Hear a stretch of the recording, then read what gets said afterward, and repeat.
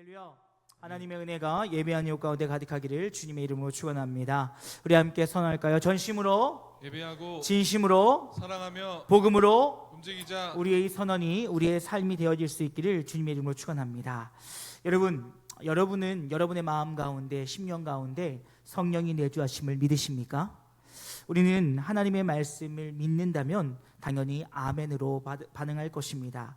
예수님께서는 요한복음 14장 16절 이후의 말씀을 보면 그러면 내가 아버지께 구할 것이요 아버지께서는 다른 돕는 분을 너희에게 보내셔서 너희와 영원히 함께 하실 것이다. 그분은 진리의 영이시다. 세상은 그분을 받아들일 수 없다. 세상은 그분을 보지도 못하고 알지도 못하기 때문이다. 그러나 너희는 그분을 알고 있다.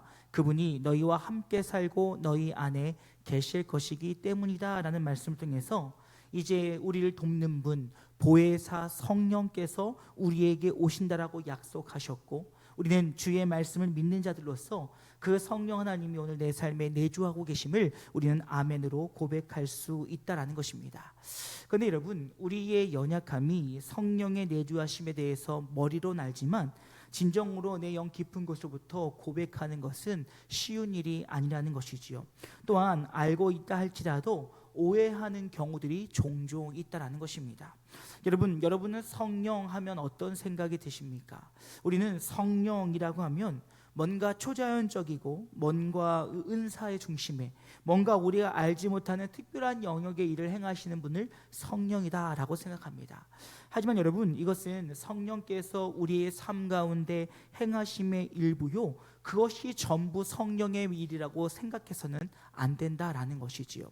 우리는 그렇다면 오늘 내 안에 내주하시고 역사하시는 성령 하나님이 우리 안에서 어떤 일을 행하고 계신지, 또 우리와 함께 하심을 통하여 우리가 성령의 내주하심에 순종하지 않으면 우리의 삶에 어떤 일이 벌어지는지 바로 알 필요가 있다라는 것이지요.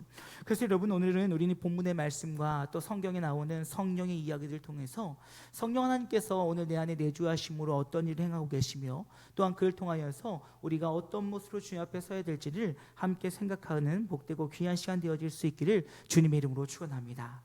그 첫 번째로요, 성령은 우리 안에 내주하심을 우리는 기억하고 있어야 된다는 것입니다. 오늘 본문 14장 16절 말씀을 다시 한번 읽어드렸습니다. 내가 아버지께 구하겠으니 그가 또 다른 보혜사를 너희에게 주사 영원토록 너희와 함께 있게 하리니 라고 말씀하고 계십니다. 여러분, 주님께서는 우리에게 이제 내가 너희를 떠날 때 성령이 너희에게 임할 것이고 내가 다시 오기 전까지 성령께서 너희와 함께 할 것이다 라고 이야기하는 것을 보게 되어집니다. 그리고 그 성령께서 내 안에 내주하심을 통하여 우리 안에 놀라운 일들을 행하실 것인데 우리가 그 내주하심에 대해서 확신하지 못하면 우리의 삶의 변화들을 이루기는 너무나도 어렵다라는 것이지요. 여러분, 우리가 신앙생활을 하면서 어려운 이유가 무엇일까요? 여러분, 여러 가지 이유들도 있겠지만 우리가 신앙생활을 하면서 어려운 이유 중에 하나는 다름이 아니라 나의 힘과 나의 능력과 나의 것들로 내가 변화하려고 하니 우리는 어려울 수밖에 없다는 것이지요. 왜냐하면 우리는 우리의 힘으로 스스로 변화할 수 없는 연약한 존재들인데 자꾸 우리의 힘으로 변화하려고 하다 보니 변하지 않는 내 삶과 그 변하지 않는 그 어려움 속에서 날마다 괴로워하고 있다는 것입니다. 그런데 여러분, 우리가 기억해야 될 것은 무엇입니까? 우리의 인생의 변화의 주체는 오직 예수 그리스도시요 성령님이 우리를 통하여 일하신다는 사실을 잊지 않기를 주님의 이름으로 축원합니다. 즉 성령께서 내 안에 내주하심을 통하여 우리를 인도하시고 우리가 그 인도하심에 순종함으로 나아갈 때 그때 우리의 삶의 변화들이 시작된다는 거예요. 아무리 우리의 힘과 우리의 노력으로 애쓰고 노력하고 수고한다 할지라도 그것들이 우리에게 헛됨은 성령께서 하지 않으시면 헛될 수 있다는 거예요. 여러분, 그렇다고 해서 주님의 자녀로 주의 백성으로 서기 위한 수고와 노력이 헛되거나 잘못됐다는 것은 아닙니다. 하지만 여러분, 그것이 성령의 주관하심, 성령의 인도하심 가운데 행하지 않을 때에는 어떠한 변화도 일어나지 않는다는 거예요. 내가 즐겁고 내가 원하고 내가 소망하는 것들로 변화하는 것이 아니라 성령이 내 안에서 일하심으로 이끌어 가실 때 그 변화에 순종하며 나아갈 때 우리의 삶의 변화들이 일어난다는 것입니다. 그러게 여러분, 두 번째로 우리가 알 수 있는 것은 성령께서 우리를 인도하신다라고 하는 사실입니다. 여러분, 성령의 인도하심에 대해서도 우리는 약간의 오해를 갖고 있는 것이 있습니다. 그 오해들이 무엇이냐면, 성령의 인도하심이라고 하는 것에 대해서 마치 어떠한 방향, 어떤 길로 이끄시는 것만을 인도다라고 생각합니다. 하지만 여러분, 이것은 성령께서 우리를 인도하시는 방법 중에 하나일 뿐, 여러분, 궁극적인 인도하심은 바로 예수 그리스도를 향한 인도하심임을 잊지 않기를 주님의 이름으로 축원합니다. 여러분, 이것이 너무나도 중요한 것은 무엇이냐면, 우린 자꾸 성령을 통해서 내 삶의 어떤 변화와 내 삶의 유익과 내 삶의 어떤 것들을 향한 방향성을 제시받고자 합니다. 하지만 여러분, 그것이 아니라 우리가 예수의 길로 걸어설 때, 우리가 예수의 길로 걸어갈 때 그 길이 바로 우리를 인도하시는 주님의 길이라는 거예요. 그래서 여러분, 26절 말씀 한번 이렇게 얘기합니다. 보혜사 곧 아버지께서 내 이름으로 보내실 성령, 그가 너희에게 모든 것을 가르치고 내가 너에게 말한 모든 것을 생각나게 하리라 라고 이야기하고 있어요. 여러분, 주님께서 성령을 보내심을 통하여 모든 것을 생각나고 모든 것을 가르치게 하시는데, 그분이 바로 누구냐? 16장 13절 보면 이렇게 얘기합니다. 그러나 진리의 성령이 오시면 그가 너희를 모든 진리 가운데로 인도하시리니 그가 스스로 말하지 않고 오직 들은 것을 말하며 장래일을 너희에게 알리리라. 여러분, 그가 모든 진리 가운데로 이끄신다고 하는데, 여러분, 진리는 바로 누구입니까? 예수 그리스도라는 거예요. 그러니까 성령께서 우리를 인도하는 길은 단지 우리의 인생의 어떤 방향성을 가르쳐주고 우리가 가야 될 길을 알려주는 것에 그치는 것이 아니라 궁극적으로 우리를 예수께로 이끌어가며 그 예수에게 순종하며 나아갈 때, 그때 우리가 진리 위에 바로 서서 우리의 삶의 변화들이 일어난다는 거예요. 그러니까 여러분, 우리가 단순히 주의 인도하심, 성령의 이끄심이 어떠한 왼쪽으로 가라, 오른쪽으로 가라, 이걸 행해라, 저걸 행해라, 이거 하면 안 된다, 이 말씀을 하시는 것이 아니라 너희가 예수 그리스도를 닮는 삶을 살기 위해 이렇게 가야 된다라고 인도하고 계시며, 그 인도하심 길 가운데 필요에 따라 때로는 왼쪽으로, 때로는 오른쪽으로, 때로는 막기도 하시고 때로는 열어주기도 하심을 통해서 우리가 예수 그리스도에게로 나아갈 수 있도록 인도해 주신다는 거예요. 여러분, 자꾸 오해하시면 안 돼요. 자꾸 성령을 우리의 삶의 어떤 유익과 편안함을 위하여 도와주시는 수호신 정도로 생각해서는 안 된다는 것입니다. 성령께서 우리를 인도하시면 바로 예수 그리스도의 십자가로 인도하시는 거예요. 그러니 때로는 그 길이 힘들 수도 있죠. 그러기 때로는 어려울 수 있는 거예요. 근데 여러분, 놀라운 것은 무엇이냐? 그런 과정들 속에서 또 성령은 우리 안에 열매를 맺게 하신다라는 것입니다. 여러분, 성령의 열매 9가지, 갈라디아서 5장 22절 이후 말씀이지요. 여러분 같이 한번 읽어볼까요? 함께 읽겠습니다. 오직 성령의 열매는 사랑과 희락과 화평과 오래 참음과 자비와 양성과 충성과 온유와 절제니 이 같은 것을 금지할 법이 없느니라 라고 이야기하고 있어요. 여러분, 뭐라고 얘기합니까? 주님께서, 성령께서 우리를 예수 그리스도의 길로 인도하실 때 그 인도하심에 순종하며 살아가는 자들에게 성령의 열매들을 맺게 하신다는 거예요. 그런데 여러분, 이 또한 우리에게 오해가 있다는 거예요. 여러분, 우리가요 자꾸 이 성령의 9가지의 열매를 개수로 생각하려고 합니다.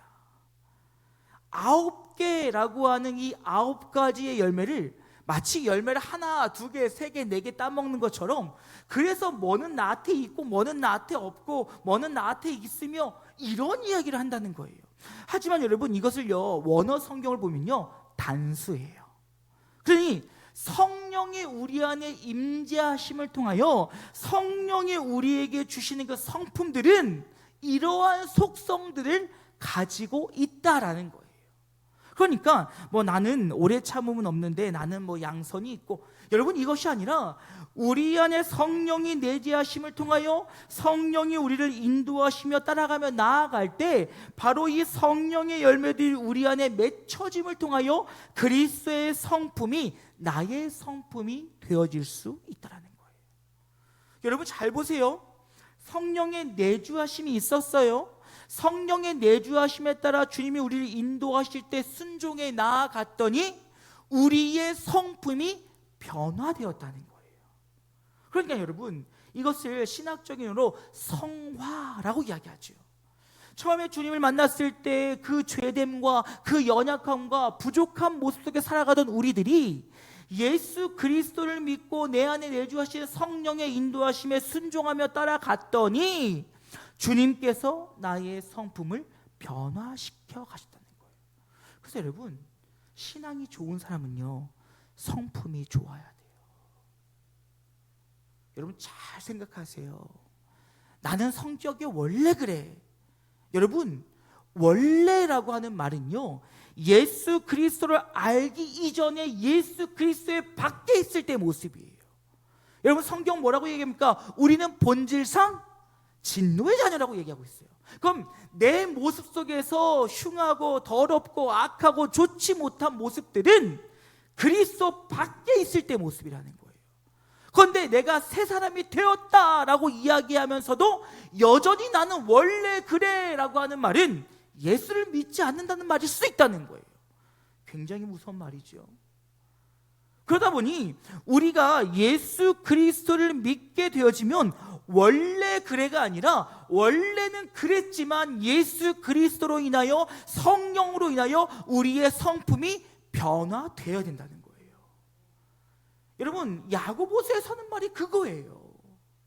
행함이 없는 믿음은 죽은 믿음이다 라고 하는 것은 너희가 선을 행해라, 도덕적으로 살아라, 착하게 살아라 이 얘기를 하는 것이 아니라 너희 안에 성령의 내재하심이 있다면 성령의 인도하심에 따라 순종하며 나아갈 것이니 너희의 성품이 변화될 수밖에 없다라는 거예요. 그러니까 여러분 거듭 말씀드리죠. 내 수고와 내 노력과 내 애씀으로 내가 변화되는 것이 아니라 내 안에 성령의 내주하심에 순종하며 나아갈 때 우리의 모든 삶은 변화가 되어야 된다는 거예요. 그러니 내 안에 내주하시는 성령이 우리의 변화의 주체이시며 그가 내주하심에 순종하며 나아갈 때 우리에게 성령의 열매들이 맺힘을 통하여 우리 안의 성품이 그리스도의 성품으로 변화될 수 있다는 것입니다. 여러분 그렇다고 해서 또 우리 주변에는 또 우리가 원치 않는 성품을 가진 이들도 있잖아요. 그런데 그들을 바라보면서 저 사람 예수 안 믿는 것 같은데, 저 사람 예수 구원 못 받았는데, 이렇게 정죄하시면 안 되는 거예요. 어떤 사람은요 바울처럼요 다메섹 도상에서 예수를 만나자마자 확 변하는 사람도 있는데요, 또 어떤 사람은 하나님께서 훈련시키고 연달시킴을 통하여 변화의 과정들을 통하여 완성시키신다는 거예요. 그래서 여러분 우리의 모든 삶의 완성은 무엇이냐? 바로 그리스도 앞에 서는 날이에요. 그 말은 그리스도 앞에 서는 날까지 우리는 그리스도의 사람으로 변화되기 위한 노력들을 멈춰서는 결코 안 된다는 거예요. 여러분 물론 우리가 신앙생활 하다 보면 체력적으로 여러 가지들로 젊을 때만큼 열심을 다하지 못하는 것은 사실입니다. 하지만 그렇다고 해서 우리가 신앙의 끈을 놓는 것은요 하나님 앞에서 아름답지 못하는 거예요. 우리가 언제 주님 앞에 주님 나를 부르실지 주님 앞에 설지 알지 못하지만 우리는 주님 앞에 서는 그날까지 그리스도의 성품을 닮아갈 수 있도록 노력해야 되는 거예요. 그래서 여러분 우리 영진 가족들은요 이 물리적인 나이가 더하면 더할수록 인격적인 사람들이 되어질 수 있기를 주님의 이름으로 축원합니다. 왜요? 그것이 그리스도의 성품을 닮은 자에게 나타나는 모습이라는 거예요. 그러니까 여러분 죄송합니다. 나이를 많이 먹어도 표독스럽고 자기 주장만 하고 품을 줄 모르고 베풀 줄 모르면 안 된다는 거예요. 내가 나이가 먹으면 먹을수록, 내가 나이의 숫자가 더해질수록 더 넓은 마음과 더 넓은 아량을 가지고 이해하고 용납하고 참고 사랑하고 품어주고 안아주고, 여러분 이러한 모습들이 우리 안에 맺혀지는 성령의 열매들이라는 거예요. 여러분 너무너무 안타까워요. 예수를 믿지 않는 자들도 그러려고 노력하는데 예수를 믿는 우리들은 당연히 그래야지요. 사랑하는 여러분, 소망합니다. 성령의 내재하심을 통하여 주의 인도하심에 순종하며 나아갈 때 그리스도의 성품이 오늘 저와 여러분의 성품이 되어질 수 있기를, 그 성품으로 향해 나아갈 수 있기를 주님의 이름으로 축원합니다. 그 가운데 성령이 우리에게도 내재하실 때 성령은 우리에게 비전을 주신다는 거예요. 여러분에게 비전이 뭡니까? 라고 설명하라고 하면 여러분 비전을 뭐라고 설명하실 거예요? 저는요 모태신앙이었기 때문에 초등학교 고학년 때부터 중고등학교 청년 때까지 비전이란 단어는 수만 번 수조 번을 들었습니다. 그런데 지금도 가끔 가다가 비전이 뭡니까? 라고 저에게 설명하라고 하면 명쾌하게 설명하지 못할 것 같을 때가 있어요. 물론 이제 목사로서 연구하고 고민하여 비전은 이겁니다 라고 이렇게 이야기할 수 있지만 정말 그런가 라고 아리까리할 때가 있다는 것입니다. 그런데 여러분 이것을 이렇게 쉽게 설명하자면 저는 이렇게 얘기할 수 있을 것 같아요. 하나님을 위해 나의 삶의 전부를 드림으로 하나님의 영광을 드러낼 수 있는 것들. 여러분 이 말도 굉장히 추상적일 수 있어요. 나의 삶의 전부를 드림으로 하나님의 영광을 드러내는 것. 여러분 근데 우리가 함께 나누고 있는 풍성한 삶의 기초라고 하는 이 책은요 이렇게 얘기하고 있더라고요. 마지막 날에 내가 이것을 하면서 죽어도 되겠다라고 하는 것들. 하나님 나라를 위해 내가 이걸로 인해 죽어도 되겠다라고 하는 것이 비전이다라고 이야기하고 있더라고요. 왜 그러냐면요 사도행전 2장 17절 말씀 보면 이렇게 얘기합니다. 하나님이 말씀하신다. 말세에 내가 성령을 모든 사람에게 부어주겠다. 너희 자녀들은 예언할 것이며 너희 청년들은 환상을 보고 너희 노인들은 꿈을 꿀 것이다. 여러분 여기서 환상, 꿈, 예언 이 모든 것들이 비전과 관련된 것들이에요. 그러니까 마지막 날에 하나님께서 그들에게 비전을 주심으로 그 마지막을 향해 가는 자들이 이것을 위해 주를 위해 목숨을 거는 것. 그러니 여러분 우리는 하나님께서 우리에게 주신 하나님 나라 확장을 위해 내가 무엇을 할지 비전을 발견하고 그것을 위해 내 삶을 드릴 수 있어야 되는데 그것을 바로 누구 하시냐? 내 안에 계신 성령께서 하시더라는 거예요. 그러니까 여러분 그저 우리가 비전이 무엇이냐라고 했을 때 내가 뭐가 되는 것, 어떤 직업을 갖는 것, 혹은 돈을 많이 버는 것, 여러분 이것은 우리의 비전이 될 수 없다는 거예요. 여러분 우리의 비전은 바로 무엇입니까? 하나님 나라의 확장 가운데 내가 그 가운데 무엇을 해야 될지를 발견하고 그 일을 위하여 나의 삶을 온전히 내어드림을 통하여 내 목숨을 다해도 아깝지 않은 것, 사명으로 주의 부르심 앞에 순종함을 통하여 내가 이것을 위해 내 전부를 다하겠다라고 하는 전부를 다 드려도 아깝지 않은 것들, 그 비전을 누가 품게 하시냐면 성령께서 품게 하신다는 거예요. 그리고 그 길 가운데 우리를 인도하신다는 거지요. 그런데 여러분 하나님이 하시는 일들은 참 놀랍습니다. 왜냐하면 하나님이 우리에게 비전을 주셨을 때에는 그 비전을 감당할 수 있는 능력을 주신다는 거예요. 그건 여러분 또 다른 성령의 일하심 바로 무엇이냐? 우리 안에서 성령의 능력으로 더하신다라는 거예요. 여러분이 빌립보서 2장 13절 말씀을 쉬운 말 성경으로 다 같이 한번 읽어볼까요? 함께 읽겠습니다. 시작. 하나님께서는 뜻에 따라 여러분으로 하여금 결정하게 하고 또 실천하게 하시는 분이십니다. 아멘. 여러분 뭐라고 얘기합니까? 주님께서는 우리 안에 활동을 하심을 통하여 우리가 그 일을 실천할 수 있도록 도와주신대요. 여러분 성경을 보면요 예수께서 제자들을 보내실 때 그냥 보내지 않으셔요. 주님께서 제자들을 파송하시며 현장 속으로 들여보내실 때는 성령의 능력을 힘입어 모든 권능을 힘입어 그들이 현장 속으로 들어가게 하십니다. 그럼 여러분 이 말은 무슨 말이냐면요 하나님의 비전을 향해 가는 자는 그 일을 감당할 수 있는 힘을 주신다는 거예요. 앞서서 얘기했어요. 우리의 신앙생활이 어려운 이유는 무엇입니까? 내가 원하고 내가 뜻하는 바를 이루기 위해서 나의 수고와 나의 노력으로 하니까 힘든 거예요. 하지만 우리의 신앙이 하나님이 주신 비전을 가지고 그 비전을 향해 나아가면 그 비전을 감당할 수 있는 힘을 주님께서 주시기 때문에 그 길이 어렵지 않다는 거예요. 억지로 하는 것이 아니라 주님께서 힘을 더하여 주시니 그 길이 때로는 힘들고 어렵다고 할지라도 그 일을 능히 감당할 수 있는 힘이 더하여짐으로 그 길에 멈춰서지 않고 끝까지 그 길을 향해 걸어가게 된다라는 것입니다. 여러분, 성도님이든 성도가 아니든 목회자들을 바라볼 때 연민의 눈으로 바라보신 분들이 참 많이 계십니다. 여러분, 소망하는데요, 적어도 성도라 함은 목회자는 연민의 대상이 아니라 섬김의 대상임을 잊지 않기를 주님의 이름으로 축원합니다. 하나님이 세우셨기에 우리는 섬겨야 되는 거예요. 그런데 연민의 대상으로 보는 이유는 무엇입니까? 물질적으로 풍족하지 않고 사람들을 대하는 것이 어렵다 생각되어지고, 그러다 보니 자꾸 목회자들을 불쌍하게 쳐다봐요. 여러분, 근데 기억하셔야 돼요. 목회자들은요, 불쌍한 존재들이 아니에요. 하나님이 부르셨기에 그것을 결단하고 그 길에 들어선 자들이에요. 그런데 그러다 보니 때로는 힘들고 어려움이 찾아오고 가난과 곤고와 어려움이 있다 할지라도 그 길에서 벗어나는 것이 아니라 계속 그 길에 서서 눈물을 흘리며 나아가는 이유가 그때그때마다 하나님께서 기름 부으시고 역사하시기 때문이에요. 여러분, 제가 요즘 여러분 정말 저뿐만이 아니라 목회자들 위해서 기도 많이 해주셔야 돼요. 한국교회 목회자들이 점점 사라지고 있습니다. 단순히 물질적인 어려움으로만 생각하시면 안 돼요.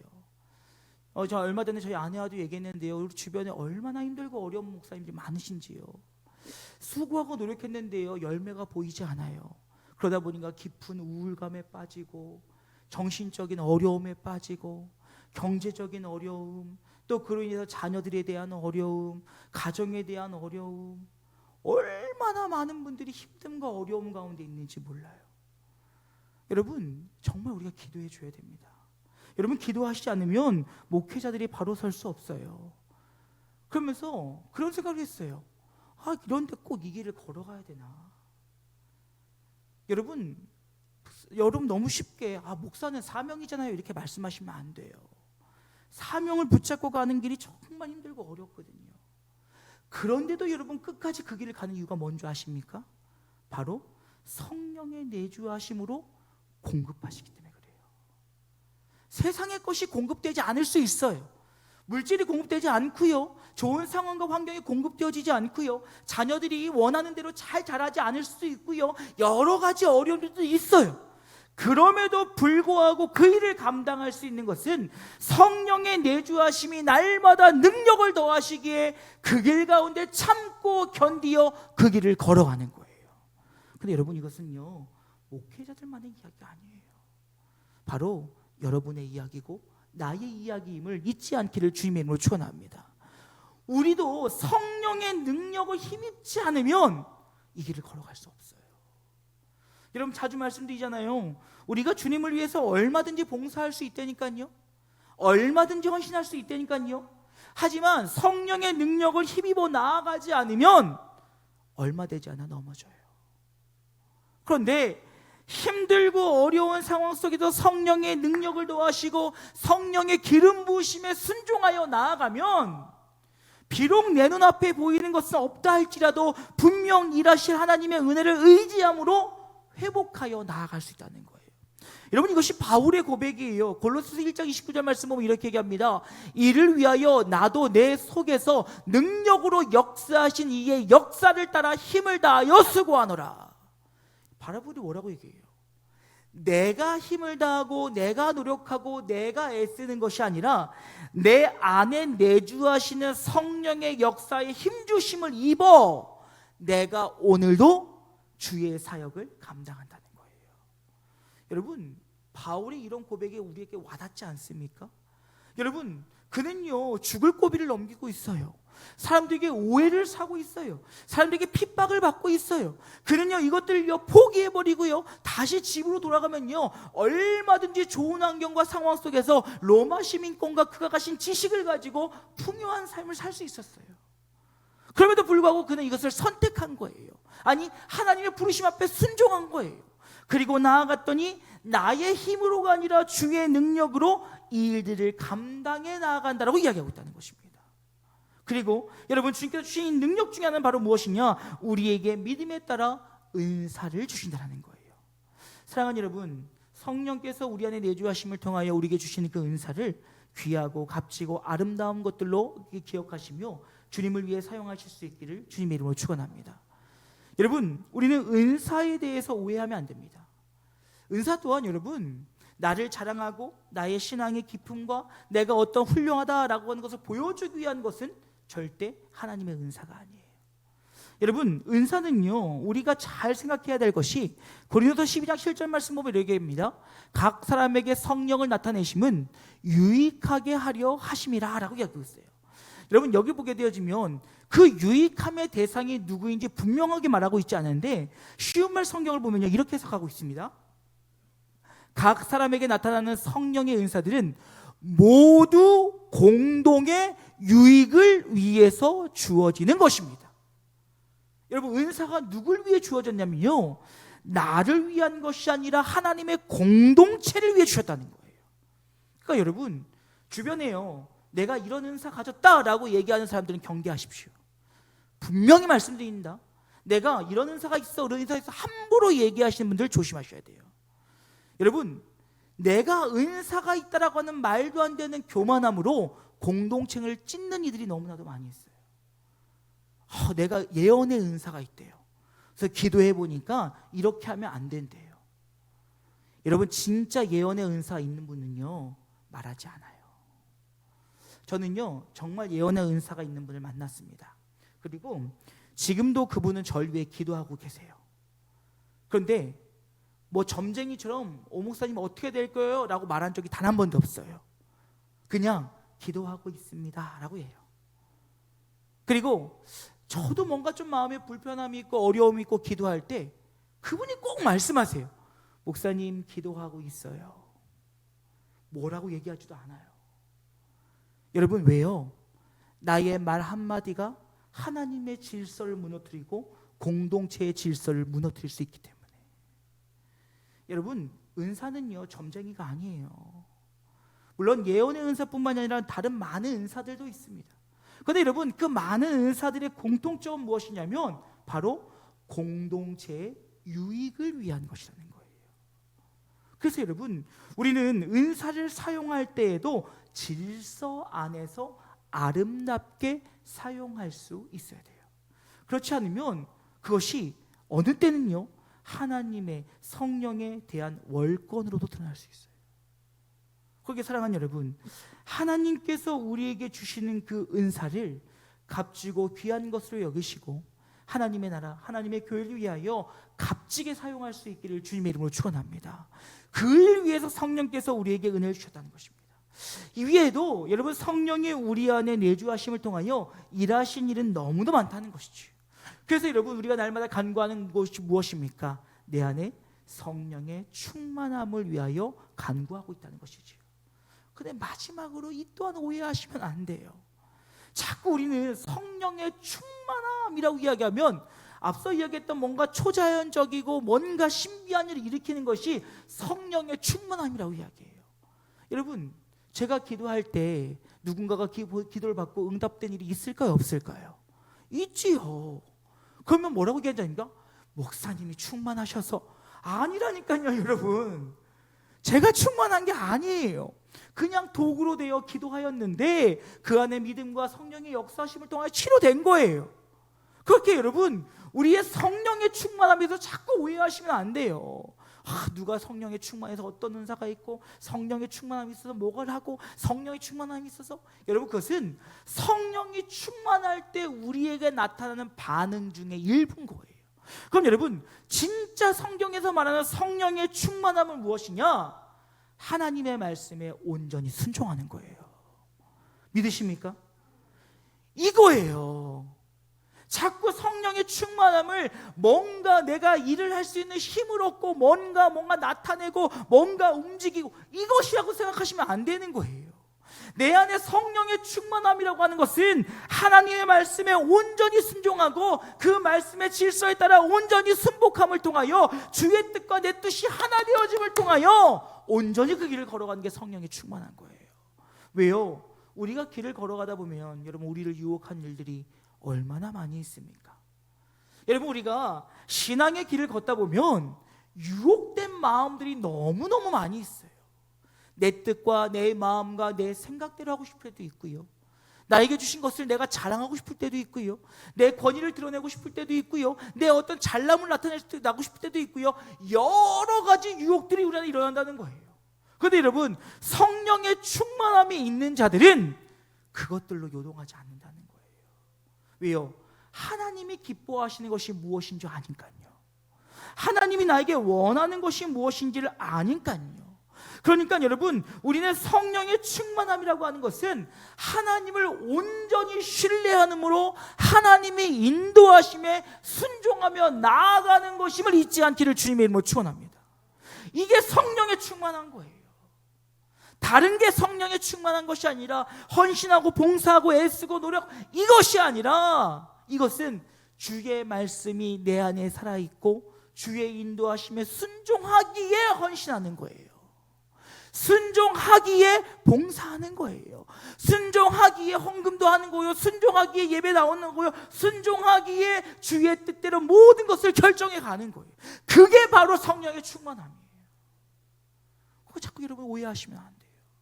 그런데 여러분 우리 안에 내주하시는 성령의 놀라운 역사는 이렇게 우리를 변화시킨다는 거예요.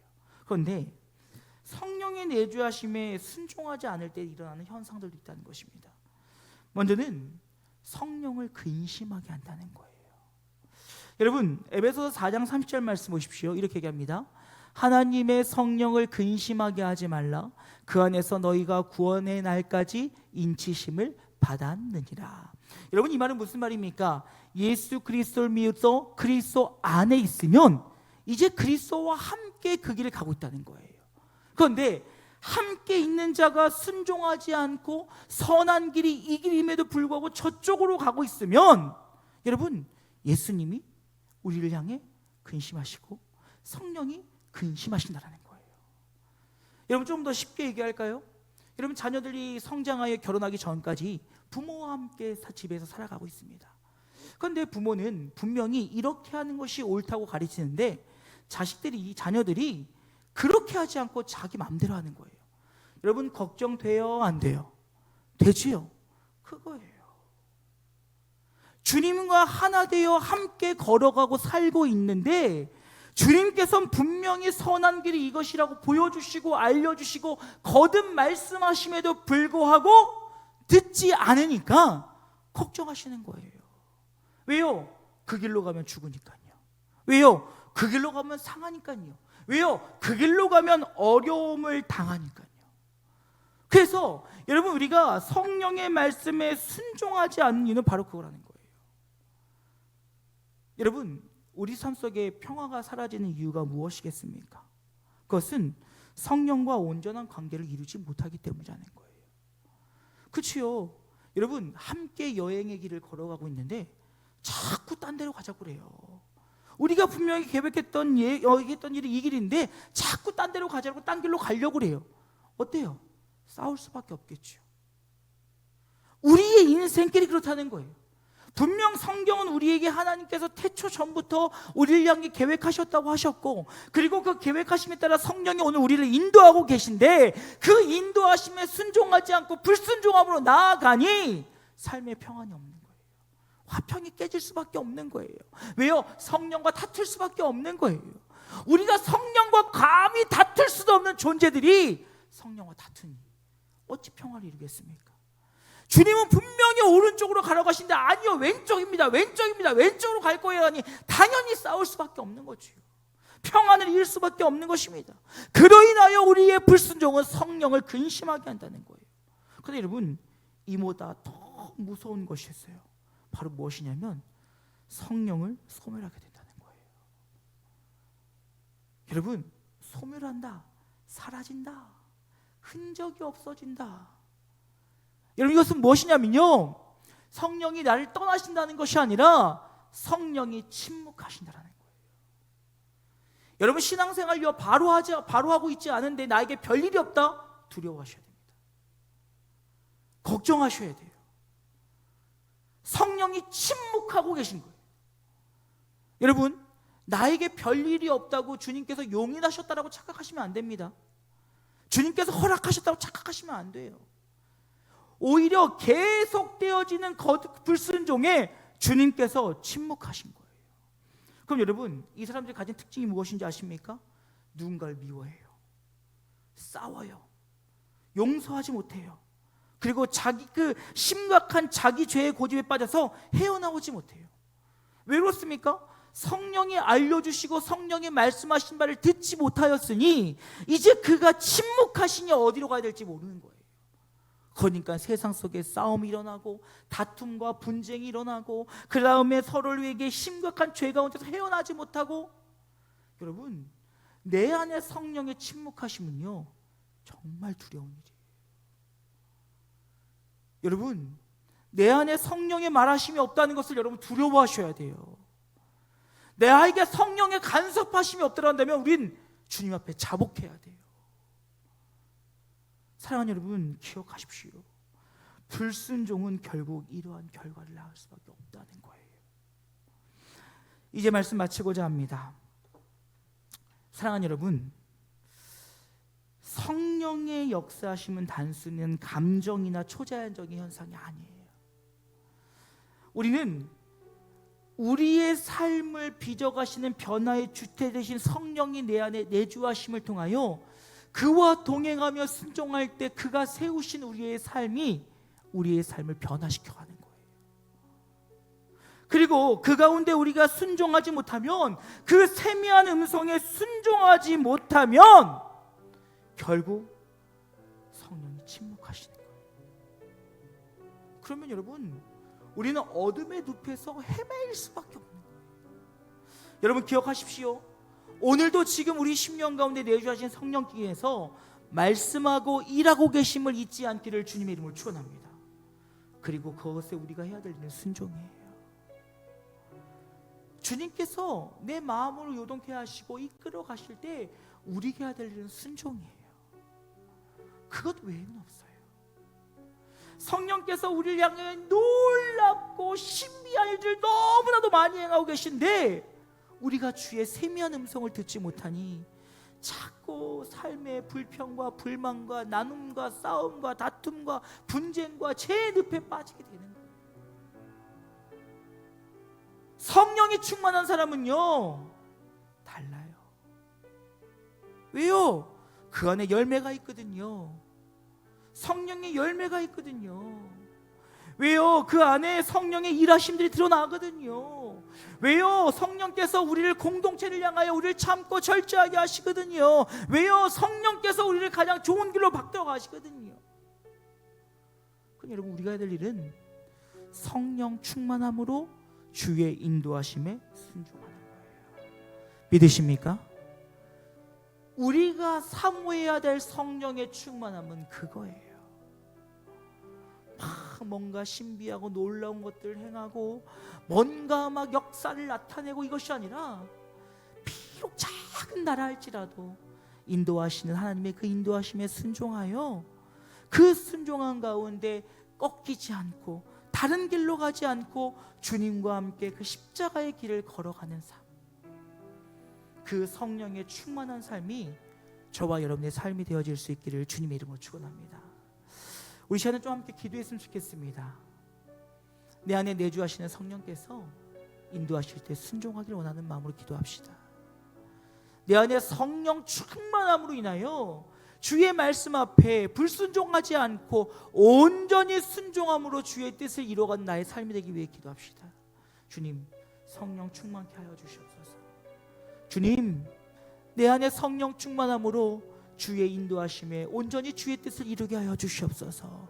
우리 그런 마음으로 말씀 생각하시며 주의 이름 한번 크게 부르고 함께 기도하길 원합니다. 기도하시겠습니다. 주여